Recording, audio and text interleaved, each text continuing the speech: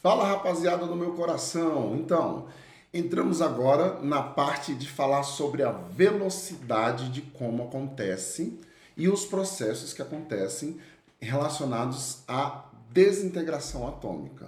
Então, é o que nós chamamos de cinética radioativa, ou seja, como acontece a desintegração atômica e qual a matemática envolvida nesses estudos. Então, vamos lá. Para você ter uma ideia, a gente tem que pensar o seguinte: de onde veio essa brincadeira? Eu tenho aqui, ó, o carbono, eu tenho o carbono 14. Ele é beta emissor, então 0 e menos 1. Lembra disso? E aí o que acontece? Ele vai ter um nêutron que vai virar um próton, então o número atômico fica 7 e 14. O que acontece? Dos carbonos na natureza, nós temos o carbono 12, o carbono 13 e o carbono 14. Nas seguintes frações, mais ou menos: 99,9% de carbono 12, 90, 0, é bem mais ou menos, tá? 3.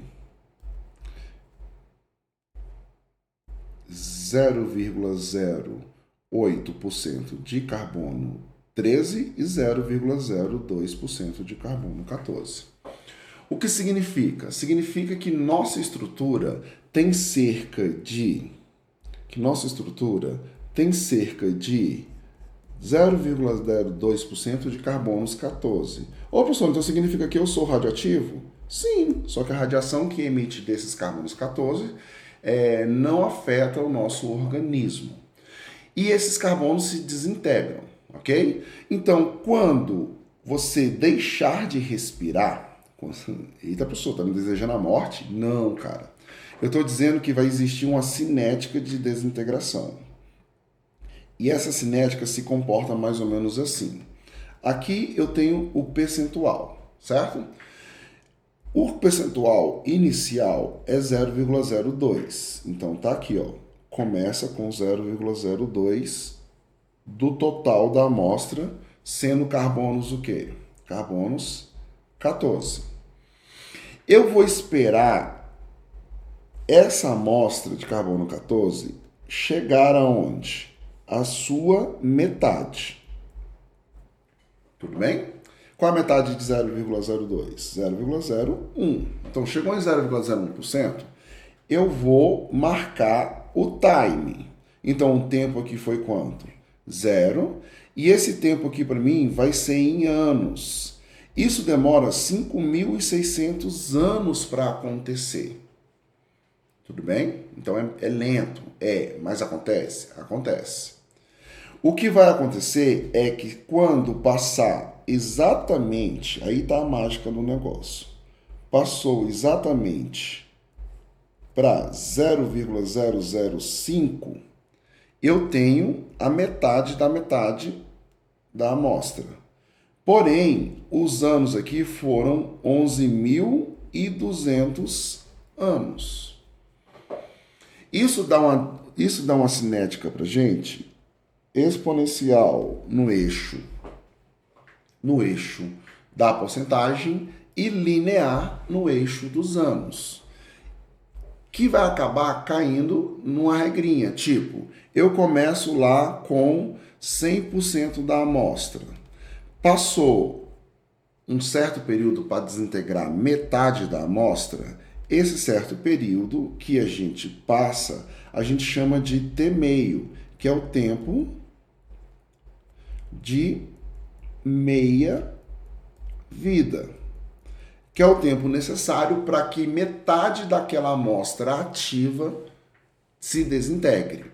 E aí vai caindo. Cai para quanto depois? 25%, que é um quarto, que foi o que aconteceu aqui, ó. Metade, depois 25%. Depois cai para quanto?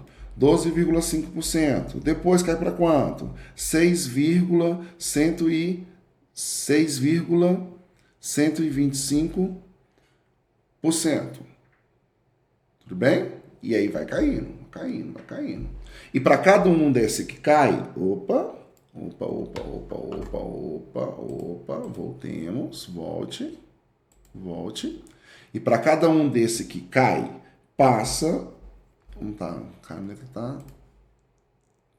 coisando aqui.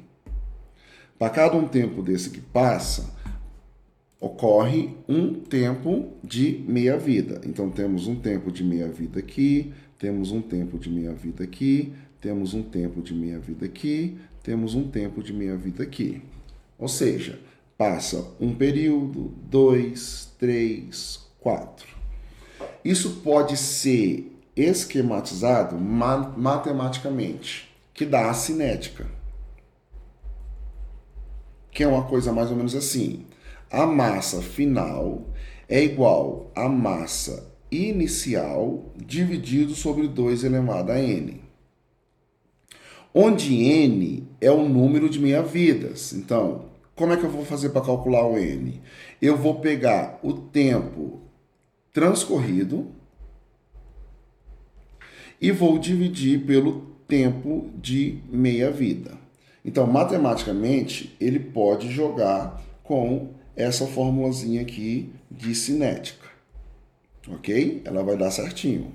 Mas você também pode trabalhar do jeito Tabajara, que é metade da metade da metade da metade, ok? Então, tá aí a forma que a gente trabalha com a cinética de desintegração. Isso aqui é número, é igual um número de meia-vidas. Que é o que aconteceu aqui, ó. 1, 2, 3, 4 meia-vidas. Tudo bem? Certo, gente? Então tá. Então essa é a cinética de desintegração. Agora, o tempo de meia-vida seria o tempo necessário para que a concentração do material decaia a sua metade. Então foi igual a gente viu lá, ó. 100, 50, 25, 125, e vai passando. E aqui nós temos sempre dobrando o tempo, certo? Cada elemento radioativo vai ter o seu tempo de desintegração. Então a gente tem aí o urânio, 4,5 bilhões de anos. O potássio, 1,3 bilhões de anos. O carbono 14, 5,730 anos. Eu tinha colocado 5,600, né? O césio, 30 anos. O estrôncio, 28 anos. O bário, 13 anos. O iodo, 8 dias. O tecnécio, 6 horas. O polônio, 3 minutos. O radônio, 55,6 segundos. Ou seja, cada um vai ter um tempo cinético de desintegração. Tudo bem? E aí a gente pode trabalhar uma questãozinha aí. Olha lá. O lutrécio é um isótopo radioativo utilizado no tratamento de certos tipos de câncer, com tumores neuroendócrinos. Para estudo de um medicamento utilizado nesse tipo de terapia, foi preparada uma amostra de 200 miligramas do radioisótopo. Então, o que a gente tem? A gente tem uma massa inicial de quanto? A gente tem uma massa inicial de 200 miligramas. Então, tem uma massa inicial de 200 miligramas do lucrécio 177. Beleza. O tempo de meia-vida dele é aproximadamente, olha lá, o tempo de meia-vida dele é aproximadamente de 6 dias. Aí ele pergunta, qual o intervalo de tempo em dias para que a massa do lutécio na amostra seja reduzida a 25 miligramas aproximadamente? Então, você tem duas formas de fazer essa aqui. A forma prática e a forma matemática.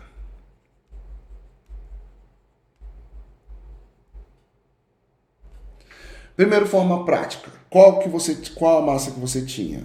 200 miligramas. Quando passar um tempo de meia-vida, cai para quanto? Para 100 miligramas. Se passar outro tempo de meia-vida, cai para quanto?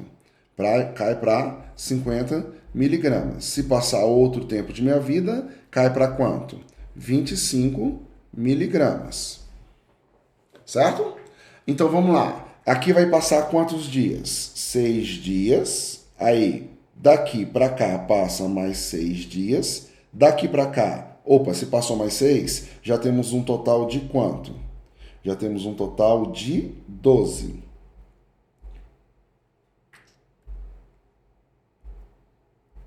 Já temos um total de 12 dias. Passou de 50 para 25. Então, isso vai ser um total de quanto? De 18 dias. Certo? Então, tá aí, ó. Essa é a forma prática. Passou quantos tempos de meia-vida? 1 tempo de meia-vida, 2 tempos de meia-vida, 3 tempos de meia-vida. Então, se eu pegar 6 vezes 3, dá quanto? 18 dias. Esse aqui é o método prático. Professor, como é que é o método matemático? Vamos lá. A massa final é igual à massa inicial vezes 2 elevado a n. Certo? Onde n é o número de meia-vidas. O n vai ser o quê? O tempo total dividido pelo quê? Pelo tempo de meia-vida. Qual a massa final? A massa final é 25. Qual a massa inicial? 100 sobre 2 elevado a n. Então, 2 elevado a n vai ficar 100 dividido por 25. 100 dividido por 25 é quanto? 4. 4, não é isso? Certo? Vai ser 4. Então, 2 elevado a n é igual a 2 elevado a 2.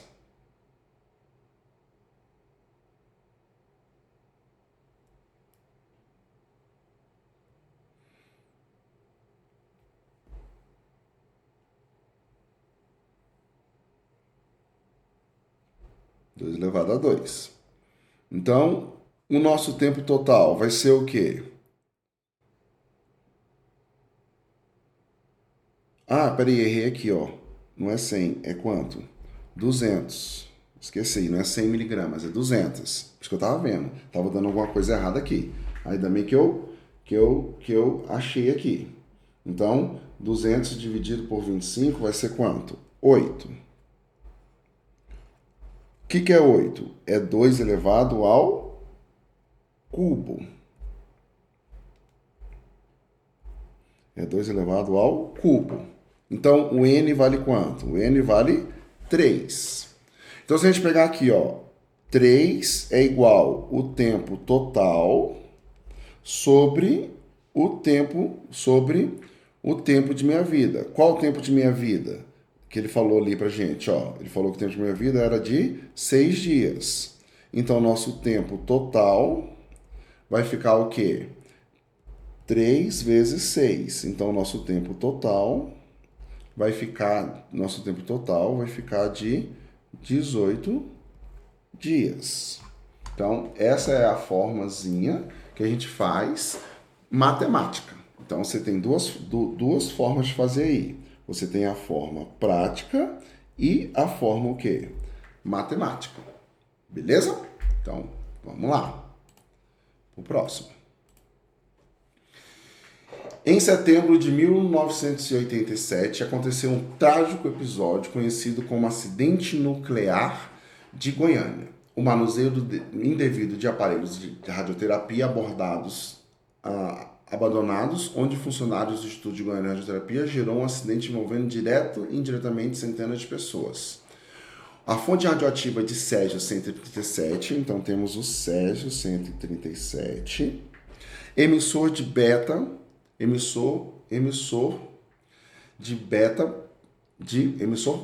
Então significa que quando ele emite uma radiação beta, ele vai se transformar em alguém com um número atômico maior um pouquinho, não é isso? Então tá bom.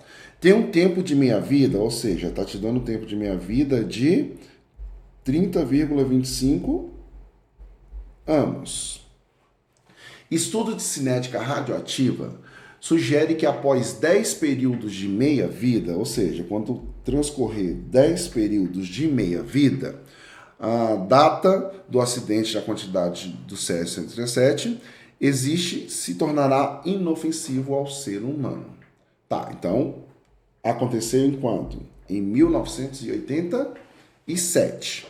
O que acontece? Se passou 10 períodos de meia-vidas, vai ter passado quanto tempo? Então, você pega lá, ó. O N é o tempo o quê? Total dividido pelo tempo de meia-vida. Então, o tempo total transcorrido de decaimento vai ser o quê? Vai ser N vezes o tempo de meia-vida. Então, o tempo total para a gente vai ser qual? Vai ser 10 vezes 30,25. Então, o tempo total transcorrido nessa cinética é de 302,5 o quê? Anos. Então, eu vou pegar o tempo que aconteceu o acidente, 1987, e vou somar 302,5 anos. Então, esse lixo radioativo vai se tornar inofensivo para a gente em 2289,5, certo? Aproximadamente para a gente em 2290. Então, outra formazinha aí da gente trabalhar também a cinética aí, utilizando os princípios de decaimento, beleza? Mas quando a gente fala de cinética, a gente pode falar também da dinâmica, que não é a dinâmica natural, certo? É a dinâmica que nós tiramos a energia do núcleo. Como é que nós fazemos isso? Nós provocamos a instabilidade nuclear, certo? E para provocar essa instabilidade nuclear, nós aceleramos um nêutron com alta velocidade para atingir o núcleo. Isso dá energia para o núcleo e faz ele explodir. No que ele explode, ele emite também para a gente 3 outros nêutrons. Isso é uma dinâmica que vai acontecendo. E esses núcleos que foram gerados se tornam cada vez mais estáveis. Só que sai muita energia sai muita radiação dessa explosão. E aí nós temos um processo que nós chamamos de reação em cadeia. Né? O processo consiste basicamente em fazer um nêutron atingir um núcleo que quebra em 2 e gera 3 novos nêutrons. Esses 3 novos nêutrons também atingem outros 3 núcleos de urânio, fazendo com que esses outros 3 gerem mais 3. Então, 1 gerou 3. Então, nós temos aqui que um nêutron gera 3 nêutrons, que vai gerar 9 nêutrons, que vai gerar 27 nêutrons, que vai gerar 81 nêutrons. Ou seja, vira uma proporção exponencial e a energia bagaçando nisso daí, beleza? Então, essa é o que nós chamamos de reação em quê? Em cadeia. Mas para isso nós temos que acelerar um nêutron contra um urânio-235, que o torna mais difícil. Ah, professor, ele quebra sempre certinho em bário e criptônio? Não, ele pode quebrar também em outros elementos, tudo bem? Isso é uma dinâmica que nós conseguimos ajustar. E aí tem uma imagenzinha para você ver como ficaria essa reação em cadeia, né? Um gerando 3, 6, ó a bagaceira, um monte de energia aí sendo espalhada. Então, o urânio-235 é atingido pelo nêutron, que quebra em bário e criptônio, mais 3 nêutrons e mais energia. Essa energia é a radiação gama que a gente pode aproveitar, tudo bem? Como é que a gente pode aproveitar essa radiação gama? A gente pode pegar essa radiação para poder fazer um aquecimento de água, certo? Dentro do reator, né? Esse aquecimento de água faz essa água, faz esse fluxo primário ocorrer, certo? E esse fluxo primário ocorrendo, ele vaporiza a água aqui, ó, tá vendo? A energia passando dentro do sistema. Então, ele vaporiza a água num circuito secundário, e esse circuito secundário do reator absorve essa energia para vaporizar a água, que gera o quê? Que gera uma pressão de vapor que vai gerar uma turbina. Essa turbina gira o gerador, gerando eletricidade. Essa água, para evitar que ela entre em contato direto com a natureza, a gente pode condensá-la com, por exemplo, a água do mar e tornar essa água novamente para dentro do reator. E assim a gente produz energia. Então a gente pega a energia que sai do processo de reação em cadeia e transfere essa energia para vaporizar a água. E é assim que nós fazemos aparecer a eletricidade quando a gente trata de processos de fissão, ok? Em processos de fissão. E aí a gente tem os reguladores aí, que são as placas de contenção de nêutrons para frear, para desacelerar essa reação em cadeia. Tudo bem? Então tá, vamos lá. Como é que funciona a brincadeira da bomba atômica? A mesma coisa de uma usina nuclear. Só que você vai conter essa energia toda dentro da bomba antes de abri-la. Quando você abri-la, essa energia expande, fazendo aí a explosão atômica. Tudo bem? Então um reator atômico e uma bomba atômica têm os mesmos princípios? Sim, só que aqui você não freia a reação. Você deixa a reação quebrar o pau. Já agora, quando a gente tem outros processos que a gente aqui na Terra ainda não tem controle, é os processos de fusão.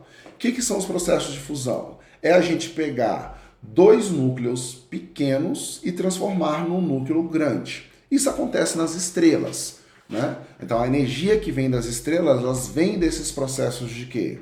De fusão. De núcleos leves, que eles se juntam e acabam liberando essa energia para o universo, tudo bem? Uma forma da gente observar é aqui, ó. É a gente pegar, né, a fusão do deutério com trítio. Eu pego o deutério, bato com trítio, libero um nêutron e libero aí, ó, 5,5 megaelectrovolts. Então é muita energia, né? É a gente pegar o deutério e o trítio. Deutério é o hidrogênio de massa 2, com o trítio, que é o hidrogênio de massa 3, gerar pra gente quem? O hélio, só que sai um nêutron. Mais o quê? Mais muita o quê?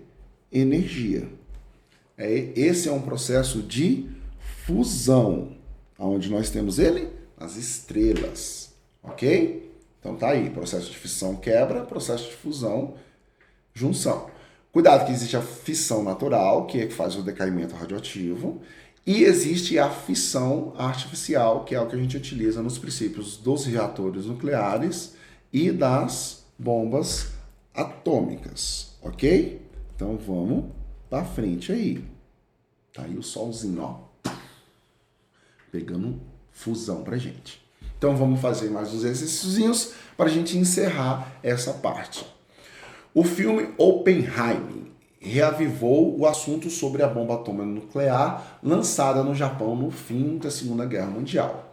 As bombas nomeadas Little Boy e Fat Man eram baseadas no processo de fissão nuclear dos elementos urânio-235 e plutônio-239, respectivamente. Algumas equações das reações nucleares envolvidas nesse processo são representadas abaixo, onde as incógnitas x e y representam a quantidade de nêutrons que é liberado nesse processo. Sobre o assunto tratado no texto, são feitas as seguintes afirmativas. 1. Os valores das incógnitas x e y são respectivamente 3 e 5. Vamos ver lá então. Pega aqui, ó. Pega aqui. Pega aqui. Primeiro parte. Eu tenho um x aqui, certo? Nessa primeira parte da equação. Então, na primeira parte da equação, eu tenho aquele x ali. Tudo bem? Nessa primeira parte aqui, ó. Vamos lá. Qual é a massa do urânio? Então, vamos trabalhar pela massa, porque é aí que a gente vai achar os nêutrons. Ó, 235 vira 242,91. E a do nêutron, quanto é que vale a massa do nêutron, que não está escrito ali? Você tem que lembrar que o nêutron tem massa o quê? 1. Então, eu vou ter 235 menos, né? Vai ser igual. Vai virar o quê? Então, de novo, vamos lá. Vamos lá, de novo. Eu tenho que 235 vai quebrar em 142 mais 91 mais x vezes 1, que é a massa de quem? Dos nêutrons. Então, fazendo essa continha aí, como é que a gente fica? Quando a gente faz essa continha, 142 mais 91 vai dar 233. Então, N 235 igual 233 mais o quê? X. Então, o X vai dar quanto para mim? Menos 235. Vai dar 2. Então, o primeiro X vale quanto? 2. Que já não bate, tá vendo? Já está dizendo que são quantos? 3. Então, já não bateu. Aqui ele mostra, né, o plutônio, na segunda aqui, ó, o plutônio sendo bombardeado por um nêutron, certo? Ah, eu esqueci aqui, ó. Ô, bicho burro. É 236. Bicho burro. Por quê? Porque tem esse nêutron aqui, ó. Tem um nêutron que é bombardeado antes, que eu esqueci de quê? Que eu esqueci de marcar. Ô bicho burro. Então aqui é 236. Então isso vai dar quanto? Vai dar 3 mesmo. Então vamos recapitular aqui. Então na saída ali é a saída de quanto? De 3, que é a quantidade de massa antes mais a quantidade de massa depois. Vamos lá então agora. Na segunda, sem errar, hein? 239 mais 1, 93, 236 e o N. Então agora sem errar, hein? Sem errar. Vai ser como? A gente vai ter o seguinte, 239 mais o quê? 1 do nêutron é igual 93 mais 136 mais Y. Então, 239 mais 1, 240. 93 mais 136, 229 mais Y. Vai passar subtraindo do 240, e vai ter uma liberação de 11 nêutrons, certo? Então aqui nós temos 11 nêutrons. Nosso item fica errado porque ele está falando que são quantos? 5. E são pra gente quantos? 11, certo? Que é os 200, é o 136 mais o 93, 229. Então, 240 menos 229 dá 11. O que torna essa bomba muito mais o quê? A bomba de plutônio muito mais agressiva que a bomba de urânio. Tudo bem? Lembra do processo de reação em cadeia? Quanto mais nêutron tiver, mais a cadeia, mais abre a explosão.